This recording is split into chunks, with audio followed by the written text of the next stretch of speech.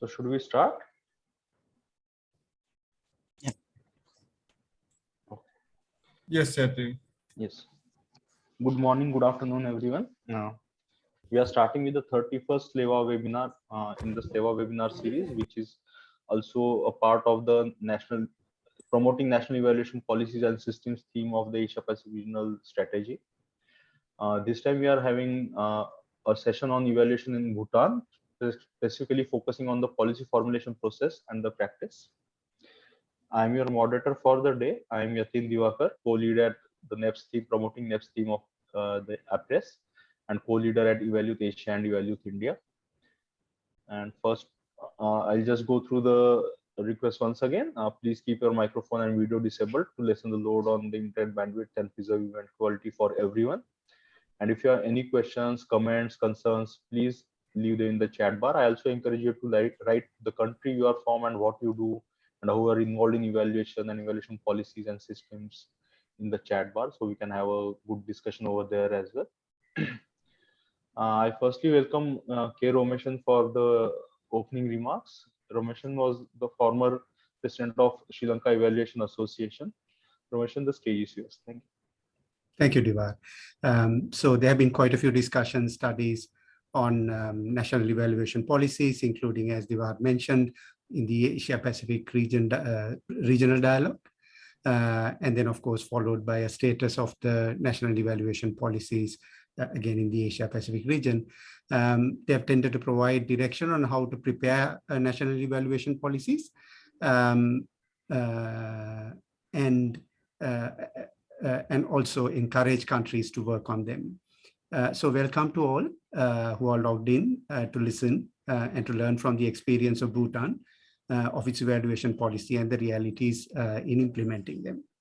Our moderator, Yatin Diwakar, is the lead of the National Evaluation Policy team and is thus placed quite well to moderate the session. So this 31st installment of the SLEvA webinar series is organized by the Sri Lanka Evaluation Association, EvalYouth Sri Lanka, Asia Pacific Evaluation Association, and it's done in collaboration with the Evaluation Association of Bhutan, EvalYouth of Bhutan, the Center for Evaluation of the University of Sri Jayewardenepura. So many thanks also to our speaker, Tashi Duba. I hope got the pronunciation right. And over to you, Yatin Diwakar. Thank you, Romeshun. Now I welcome our speaker for the day, Tashi Duba. He is a member of the Board of Governance of Evaluation Association of Bhutan and is also Senior Research Officer at the Gross National Happiness Commission Secretariat at Royal Government of Bhutan. Without much ado, I request Tashi to take the stage and start his presentation. Tashi, you can share your screen.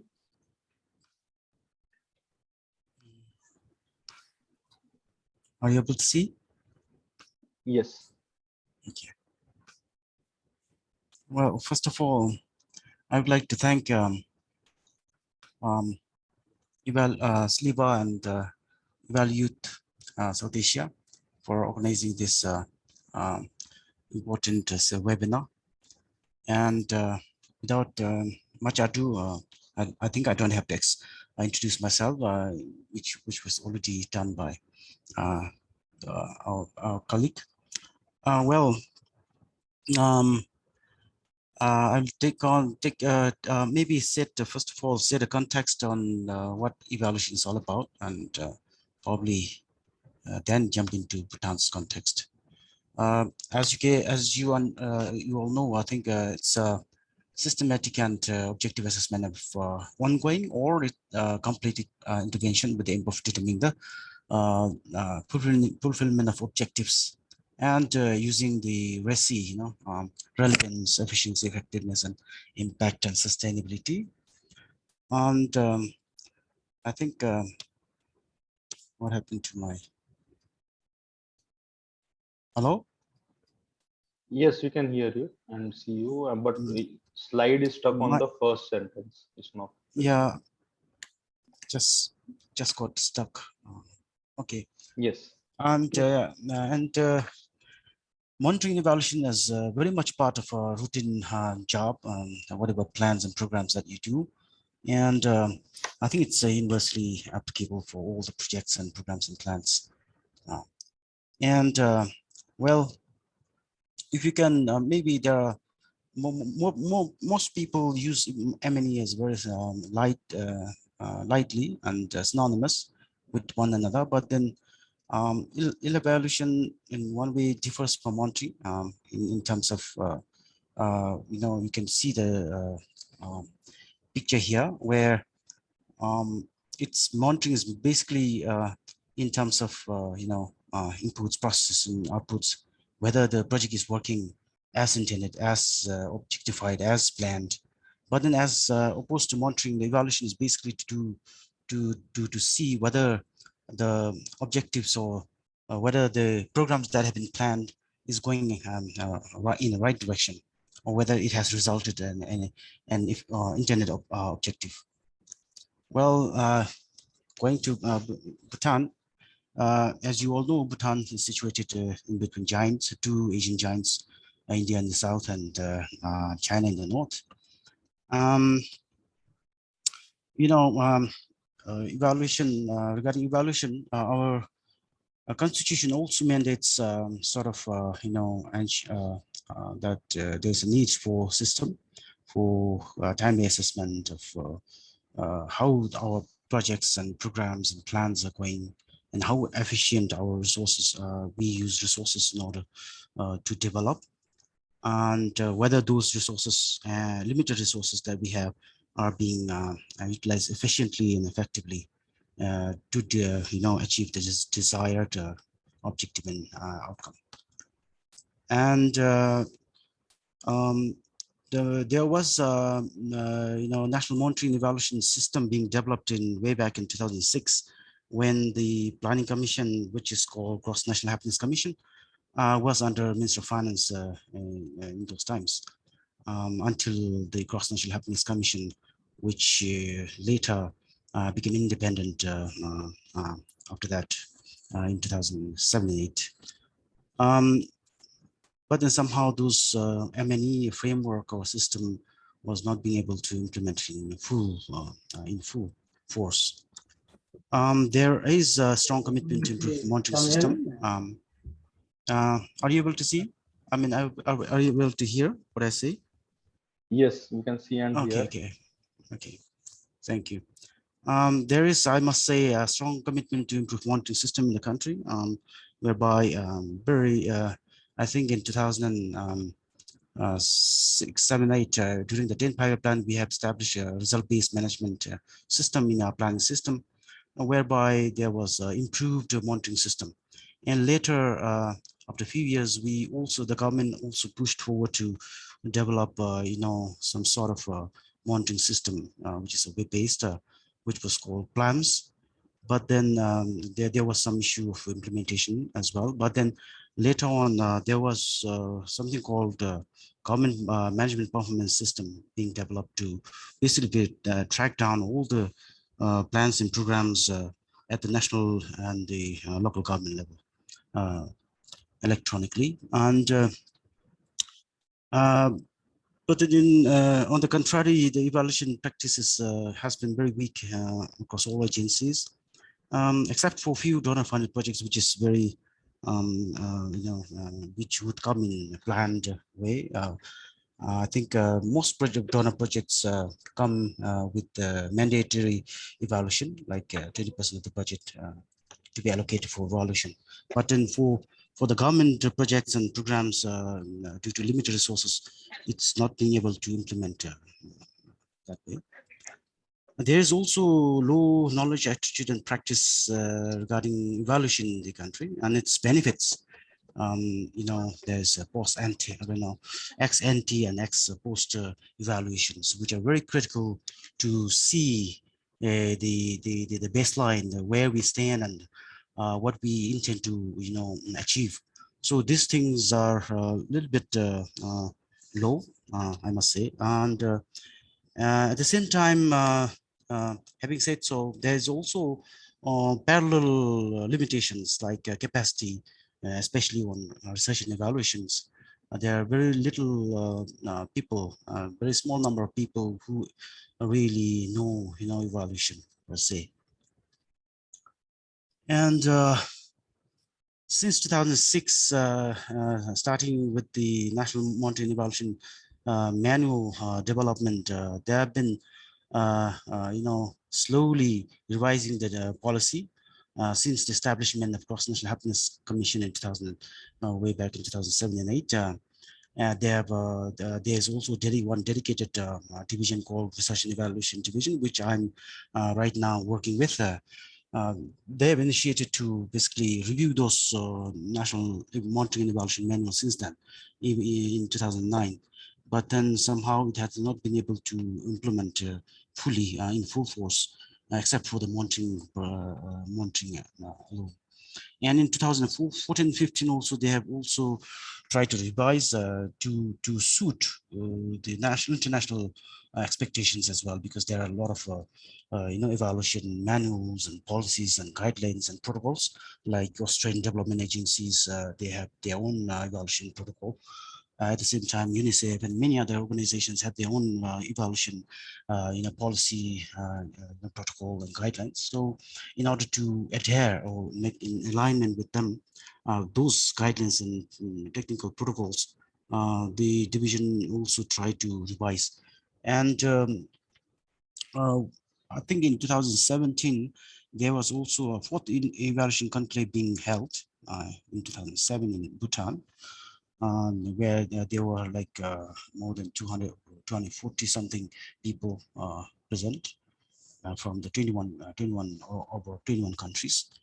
And slowly, I think in 2019 also they have reviewed and then presented, discussed with the planning officers of the local government and the sectors to make it applicable, suitable, and in alignment with those needs in the local government as well as sectors. They have reviewed, and then this evaluation policy and protocols have been presented and submitted to cabinet. But somehow in 2020, there was a pandemic. March 2020, there was a pandemic outbreak, and the implementation, the policy endorsement had a little bit issue. It has to be put on hold.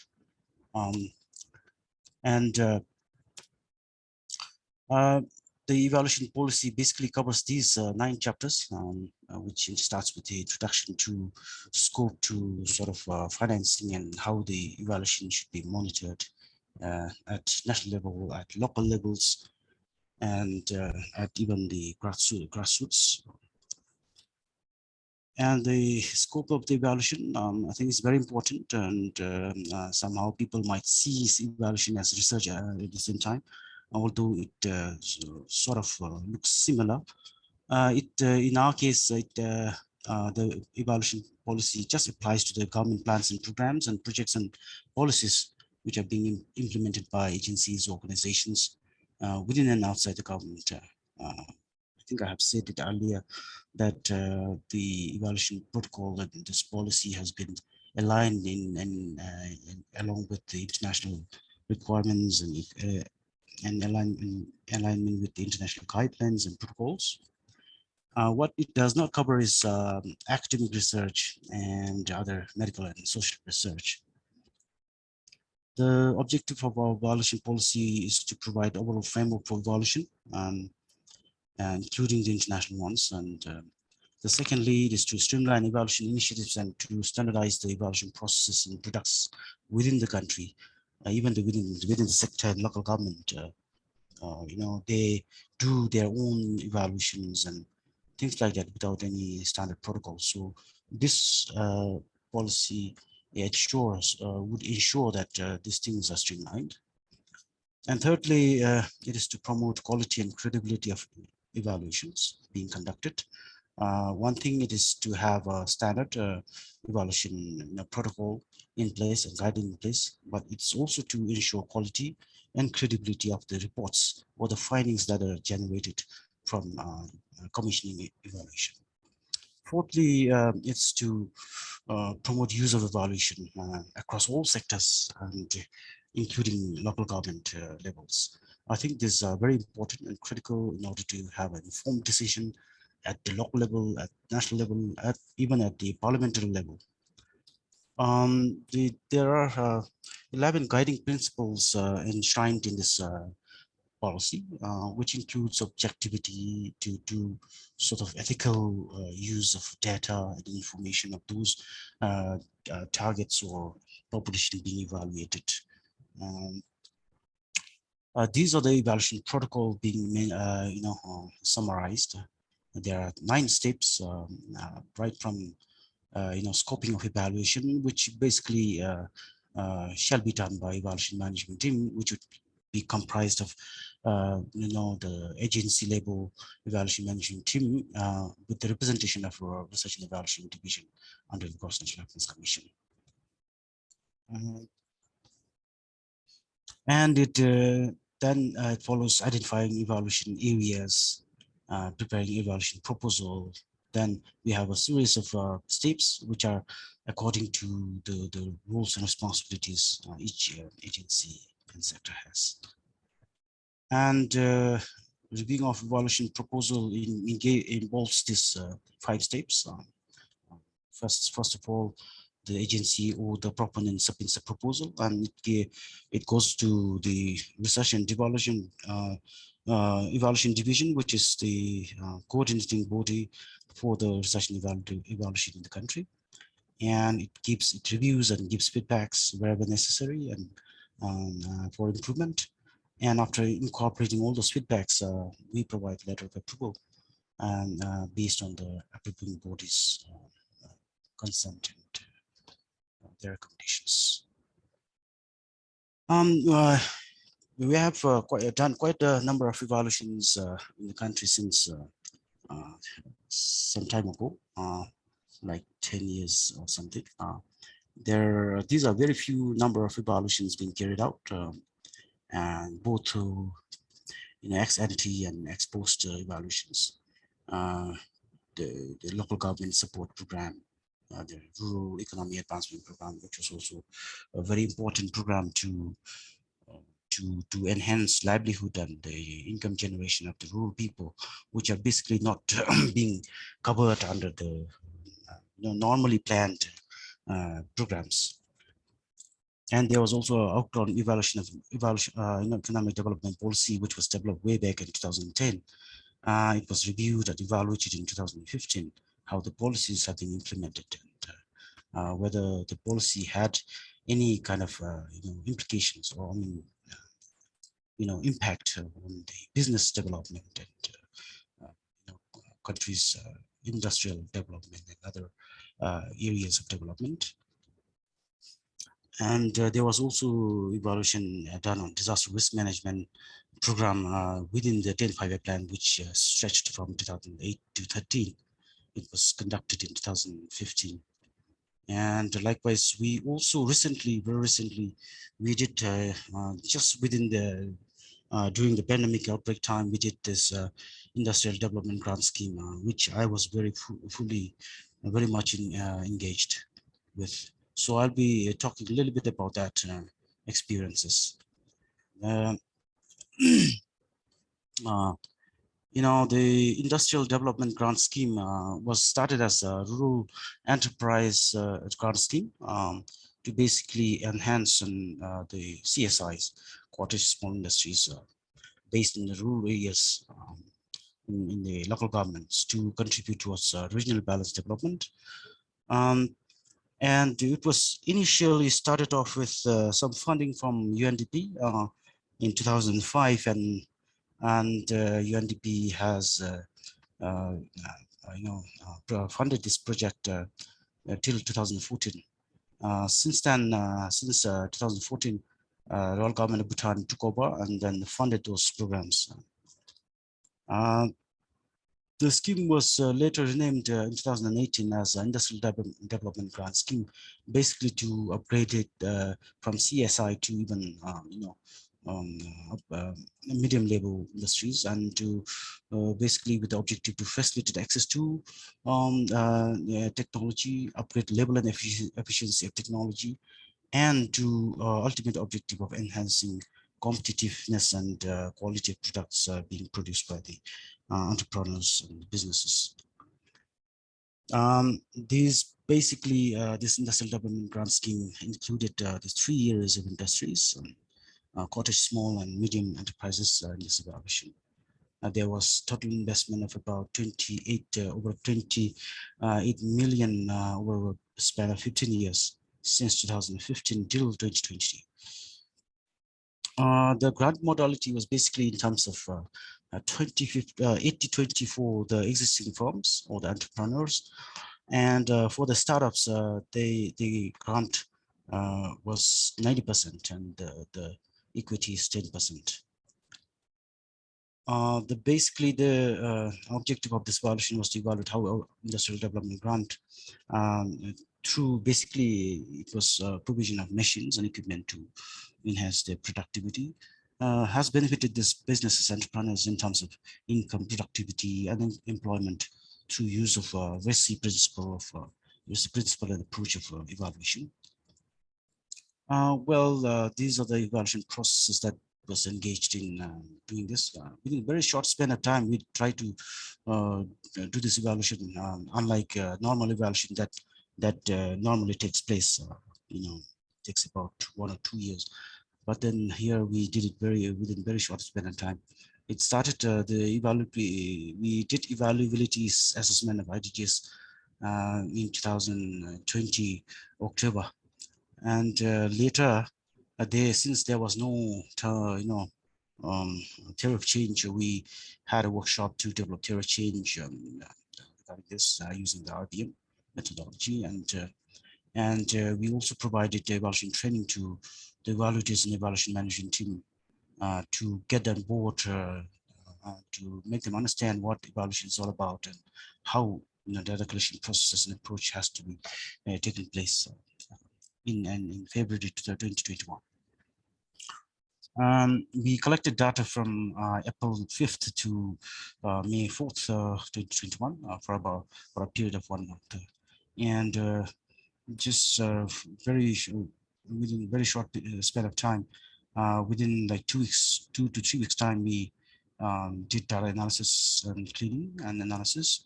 And after that, in June 2021, which was less than 7 months, we presented these findings to the Department of Quotation Small Industries under the Ministry of Economic Affairs, which was implementing this scheme.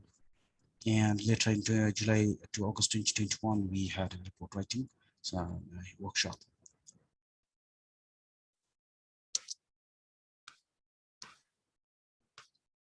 Well, data collection involved basically the key informant interview, focus group discussion, and structured survey. There was about 216 beneficiaries who directly benefited from this program. But upon assessment, some enterprises informed us saying that they didn't get the survey, especially those beneficiaries that had put up application during the period of 2019 to 2020. So we had to do out with some 47 or something beneficiaries, and our final data beneficiaries were 47. We did field visit, and those that we could not contact during the field, we collected those data through mobile phones. And we used that CAPI, computer-aided interview. And we also interviewed some Dzongkhag districts officials, like planning officers. And sometimes we had to interview economic development officers. And in Gewaks, we used CAPs to be interviewed, and some Gewak administrative officers. And we had also interviewed 4 regional trade officers in the country. Well, the findings of the evaluation was that within the 147 that we interviewed, they did about 81% of the business was just operating, just because there were several reasons, it was closed down due to COVID-19, and there were several other reasons. The other one was personal issues, where some had marital issues where they had to divorce. Some had a medical problem, so they had to close the business, and they could not use that funding opportunity as well. And the equity contributed formation purchased by industries. If you look at from the type of industries that got this opportunity, who contributed this to this grant scheme. 94, I think most of small industries provided a greater number of equity contribution in this scheme. And most of the cottage industries benefited, I think, from this grant scheme, which means they did not most did not provide equity, which was some of them were given in full without even having to pay that 80 or 90-10 equity ratio. And the minimum equity contributed from those businesses were 2,000, and the maximum was 1 million for the medium industries. So financial success, we used sort of financial, expertise from some private constituency, and we did that. I was fully engaged in that.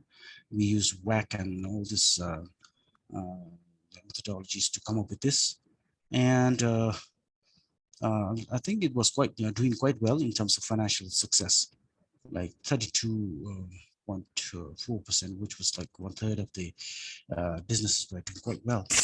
And if we then rest of the 40, nearly 50% of them were doing quite well in terms of financial success. And there were issues even in collecting this financial data, which I'll talk about in the following slides. In terms of employment, for the startup and existing, as you can see, there was the medium industries got to employ at least one employee. They have been able to employ more number of employees after the purchase of machines compared to other type of industries. And from the demand perspective, I think 36%, 1/3 of the entrepreneurs said that their demand for the products have increased. And productivity, also in terms of productivity, I think medium industries performed well. And there were issues with this evaluation, because as you must have seen, we were trying to evaluate those grant scheme right from 2005, where you could I think fairly understand what kind of difficulties we have faced. There was no theory of change when they first started this scheme, and we had to reconstruct this theory of change all over. We consulted the Department of Cottage Industries, who was the department that was implementing the scheme, and we invited people from Economic Affairs Ministry's planning department division to discuss and develop theory of change, and we involved our planning officers as well and researchers.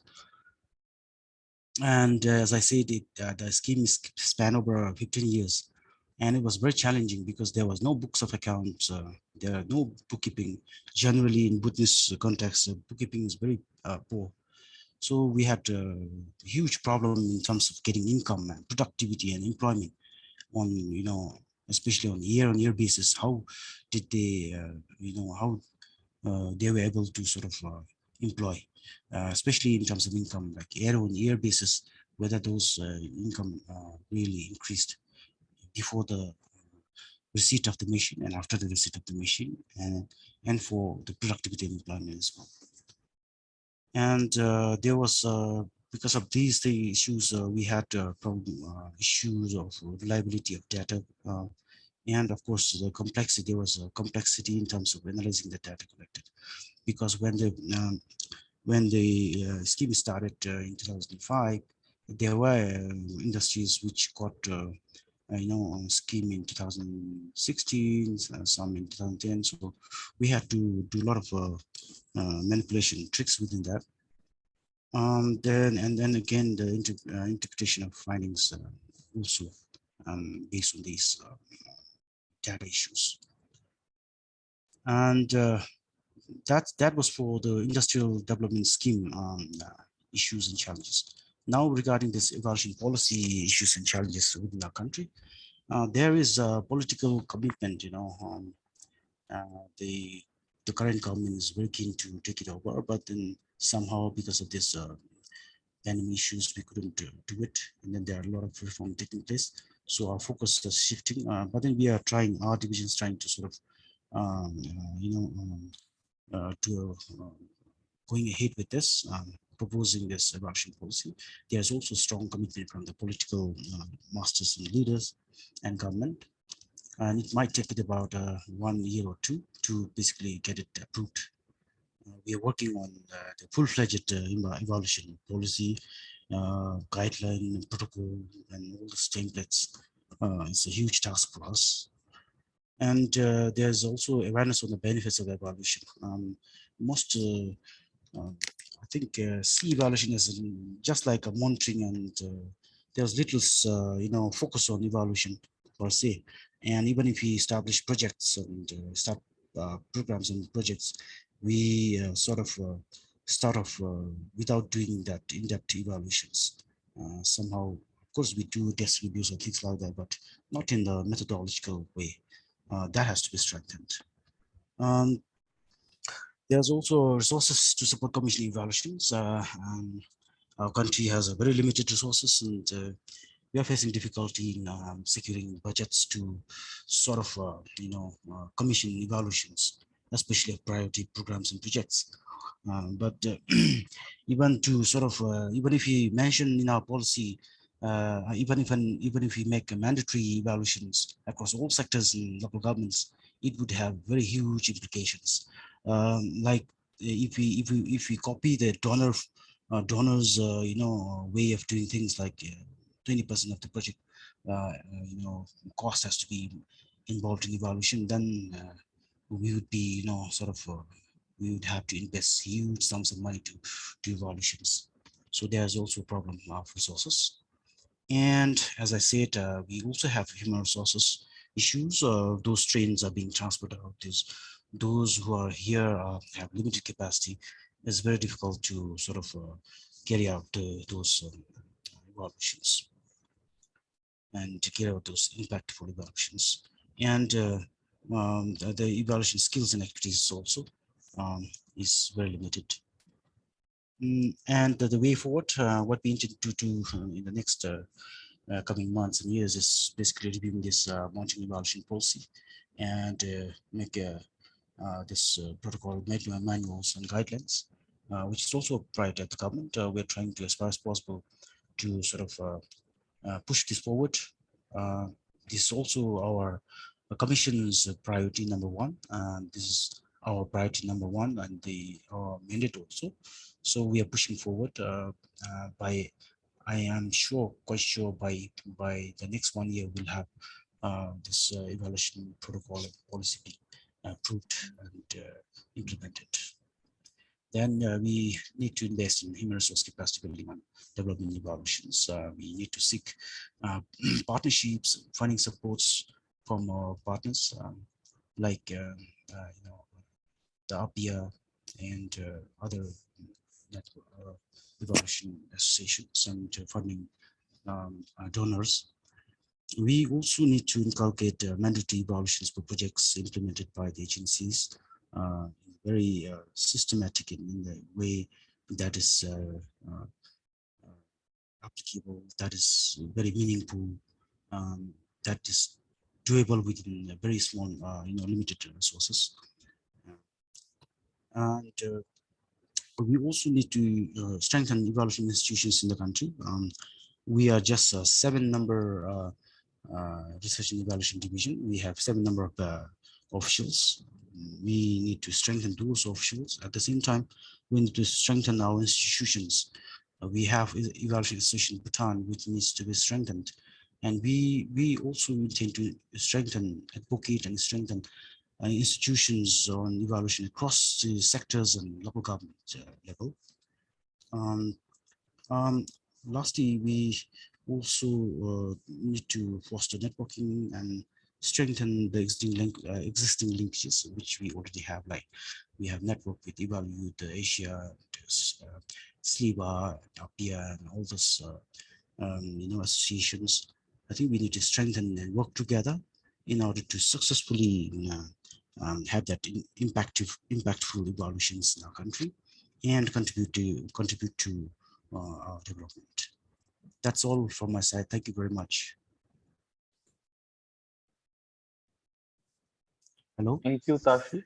That was a very interesting presentation, specifically the focus on a specific case study of how evaluations happen in Bhutan, the steps that you go through as explained to the IDGS program. That was pretty interesting. So we are now opening up for question and answers. And if there are audience questions, I would like to take them first. But in the meanwhile, I also while listening to the presentation, I came up with some small queries for you. If you will answer those, it will be very nice for me. So yeah. So one of the questions was that when you showed the evaluation protocol, step 9 showed that follow-ups of evaluations happen, like whatever evaluation studies are being conducted, follow-ups happen. That sounded similar to what many other countries practice, like South Africa or Mexico or states in India, like Karnataka, do. They have these action taken reports which are prepared after evaluation report is submitted. Is a similar process existing in Bhutan?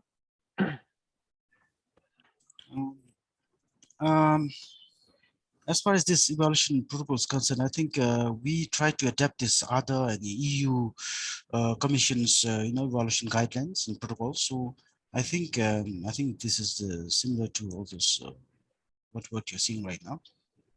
Yeah, and regarding documentation, it's like I said, it's very difficult. We are trying gearing towards that. Sometimes we are overworked, overburdened with the policy formulation. This evaluation is one component of our mandate, and the other component in our division is basically sort of policy in our formulation processes, where we evaluate, do desk reviews, provide expert views to the evaluations that are coming from sectors like economic development policy, tourism policy, hydropower policy, all those policies come to us. So it's a huge task for us, and documenting all this evaluations and doing evaluation also is challenging for us. Although we have plans and in the. Yes. Thank you. So Marisol has a question in the chat. How is evaluation results being communicated and used by legislators in their policy decisions?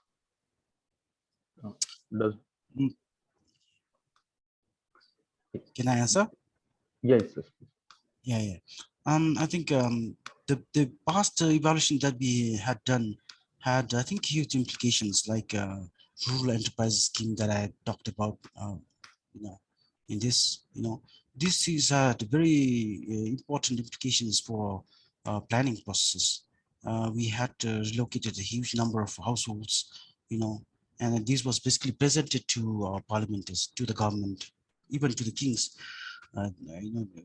From these, I think, kings project and things like that originated. So I think we have this huge, there's a information flow and being the reports being the informations, the findings being relayed and informed to the government.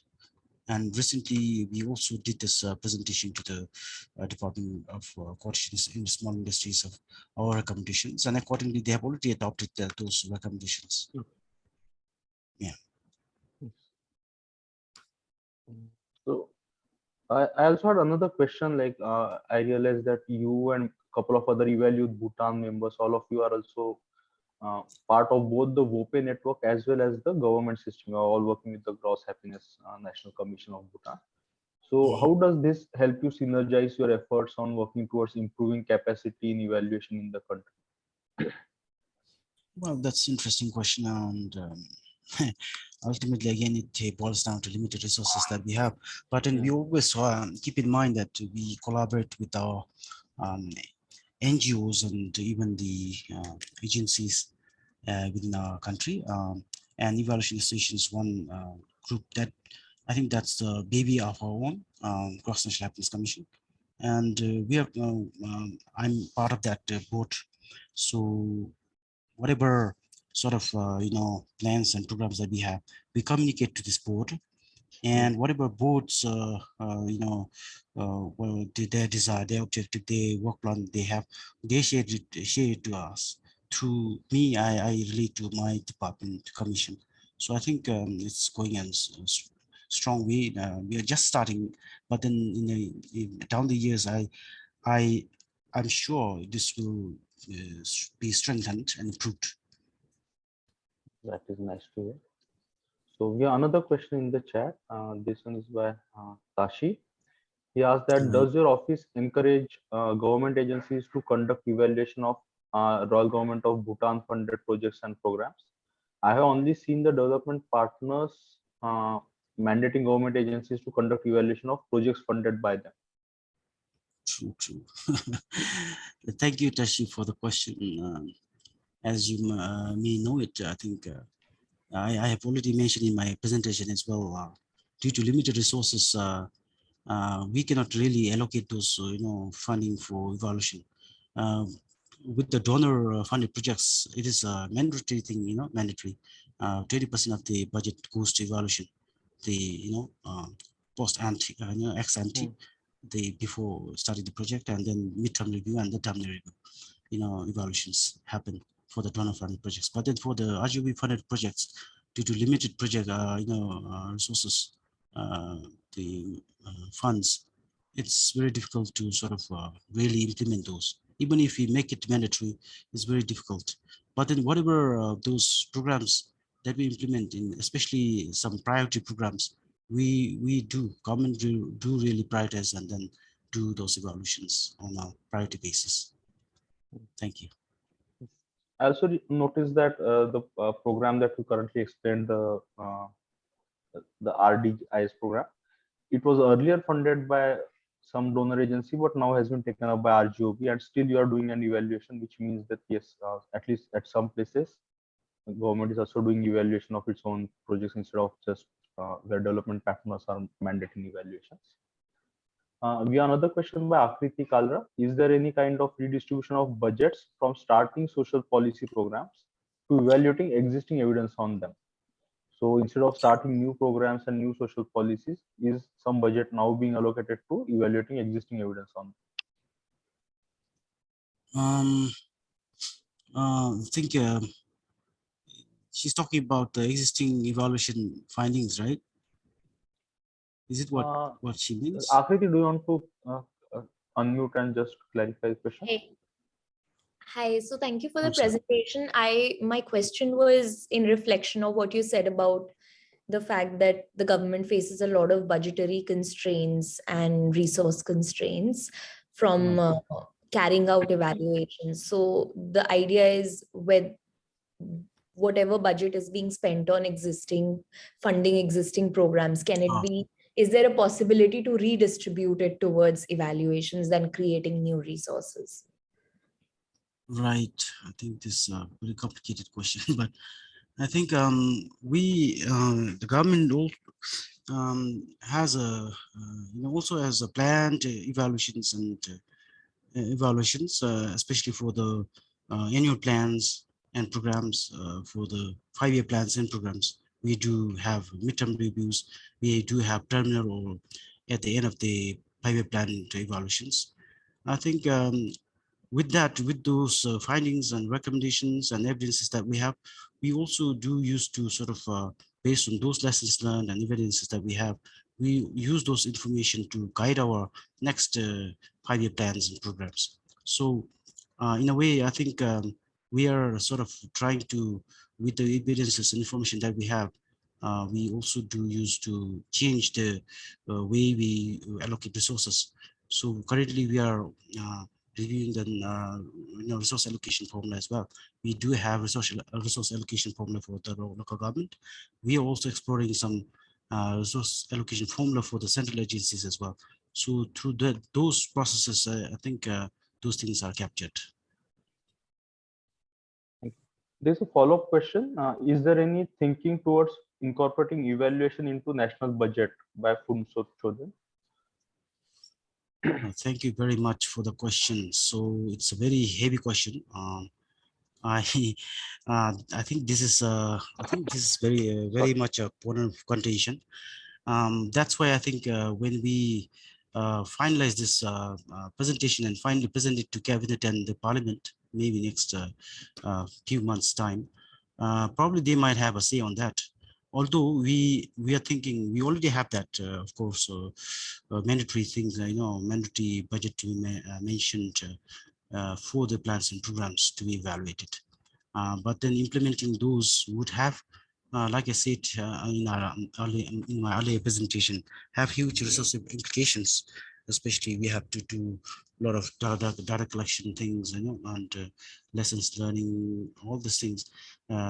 Having to evaluate all these programs require huge time, commitment, and a lot of other processes. So I think it also involves huge resources. So I think it ultimately will depend on our cabinet when finally we present this policy to them.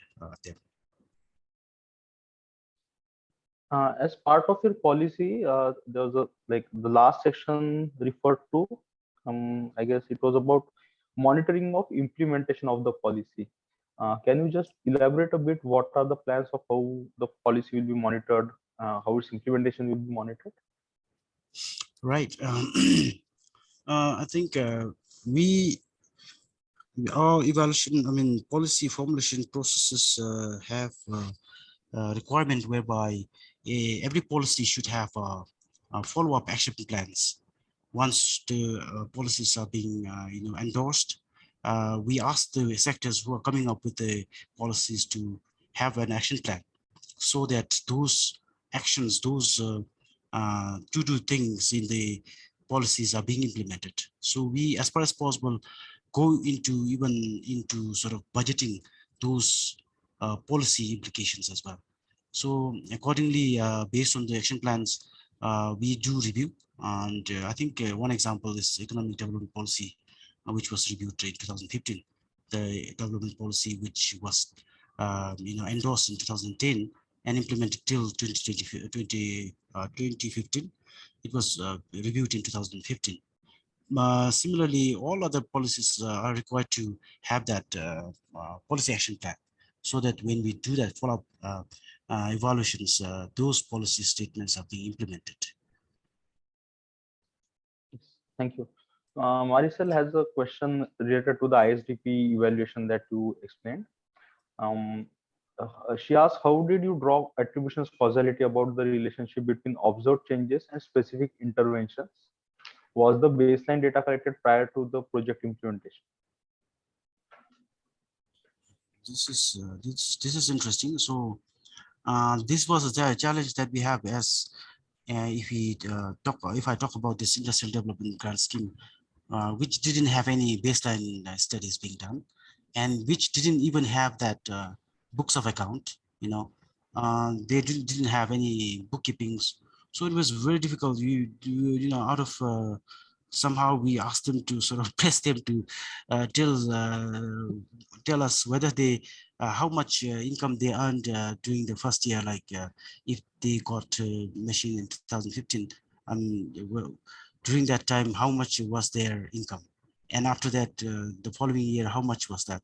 So without those bookkeeping accounts, books of accounts, it was very hard, very difficult. We had to have that estimated sort of income from them, and it was very difficult. So I think it's very necessary, like Marisol said, I think we need to have that baseline says being carried out even before we jump into doing that things, or else we need to have something to monitor those, to track those, schemes, how those businesses are being, performing in terms of employment, in terms of productivity, in terms of demand generation, in terms of income earning. So I think those things need to be implemented in order for our evaluation to be successful. So just following up on that question, now that you came up with all these challenges during this evaluation study, you found out that records were not present or other things were happening. Do these go as recommendations that whenever further funding is being provided by this scheme, it should ensure that the recipients should maintain book of accounts, etc. Will such recommendations be given and implemented? Yeah. I think the one of the recommendations of this study was about that only, to update information, especially Department of Cotton and Small Industries should follow up those entrepreneurs. I think giving those machines free of cost is, I think there's no free lunch in the world. So I think we have to track them. Yes. And we asked them to do that. I'm sure if they're doing it, they agreed that they will do it. We recommended to them to do it. So they should be tracking on a monthly basis, whatever convenient to them, maybe quarterly basis, but then they have to do it so that we have that information. And then accordingly in the future, we can see real impact, real effectiveness and efficiency of those programs. Thank you. So Rohit also has a related question. Were the findings, results, etc. of the evaluation that you conducted released to public? So I would just expand on this. Are all the other study reports also released to public? Regarding public, we do upload it in the website, but then after the evaluations, we do present to the respective sectors that are custodian to that projects or programs. And we do also present to our management, Cross-National Happiness Commission, which is our Central Planning Commission. And do also, if required, we also do present it to Cabinet. And then do, follow, practice or what to implement those follow-up recommendations. I did not catch you. Did you also say that you are also putting them on your website? Yes, we do have, if you can see that. So yes, gnhc.gov.bt. Thank you. Can I request someone from the Bhutan team to type that into the mail chat box? Yes. So I have one more question, which is more towards the overall system strengthening and other aspects that you're talking about in your way forward section of your presentation. Right. You said that systems need to be strengthened, networks need to be strengthened, and some other things. Right. How are you approaching that strengthening? What are your plans? Like, what activities will you carry out to strengthen the systems? Strengthen the network. Yes. The networks that we have, right? Relationships with the associations and the donors and things like that, right? Yes, sir. Do you mean that? Okay. I think JNH is one government agency. I think we have to collaborate with the Evaluation Association Bhutan anyway. Government to government, we can have that kind of a relationship. But within our own country also, we can have a relationship between this EAB and the government. But the EAB is also managed to basically foster that. I think as part of the board member for that Evaluation Association Bhutan, I think we equally have that mandate of all the board members to equally play a part in fostering these relationships and strengthen. And I think they already have plans. EAB has plans. Recently, we had that meeting, and I'm sure Tashi Duba will also agree. I think through EAB, we should foster that relationships and networks. Thank you very much, Tashi Duba, for clarifying all my queries and the queries which we had on chat. Now I call upon Tshulthrim Tharchen to provide us with the closing remark. Tharchen is co-lead at Asia Pacific Communication Hub and is a core member of the EvalYouth Bhutan team. welcome Tushin, and please take over. Okay, thank you, Yatin. I'm audible. Yes. Hello, everyone. I'm Tshulthrim Tharchen, and I would like to start off by saying that I really enjoyed the session, and I'm sure everyone here felt the same. The audience turnout wasn't huge, but then I'm positive that the valuable messages shared here will have a ripple effect, and then it will reach out to people who couldn't be here today. But I think we did reach 37 or 38 at one point, which I believe is a really good turn up. I would like to thank our speaker, Mr. Tashi Duba, for not only sparing your time to be here, but for also sharing and in fact, educating some of us on what evaluation is and the policy formation process and current practice in Bhutan. I really loved how you started off by actually defining basic terms and differences, taking into account of people like myself, who is just a beginner in this. All the points and ongoing activities, and the efforts were elaborated and delivered with precision. So I don't feel the need to highlight on any, plus in the interest of time, of course. But as a fellow Bhutanese, it is very sad to accept that evaluation practice and knowledge is very weak in Bhutan, taking into account of current attitude towards it. But I really hope it is really encouraging to know that divisions are in place to review this and bring about better outcome. I really hope the cabinet take into account of the importance of M&E and that M&E gets its deserved weightage in policy planning and implementation. It is really encouraging to know that government is and policymakers are positive about it amidst havoc brought in by the pandemic. And I really hope the listed activities in way forward run as planned as well.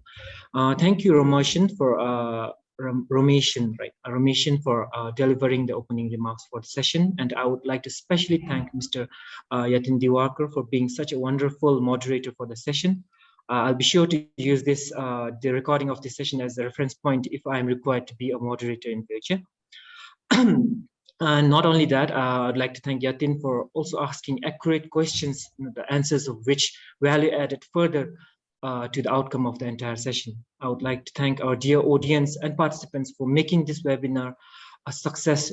I know for many of you, especially from Asia, it's during office hours, but still you all made it and also contributed equally by being active in the chat box and then also during the Q&A session. We look forward for such heartwarming and continued support even in future. Lastly, I would like to thank APEA and other partner organizations headed by SLEvA and Sri Lanka Evaluation Association team for organizing such timely and informative webinar.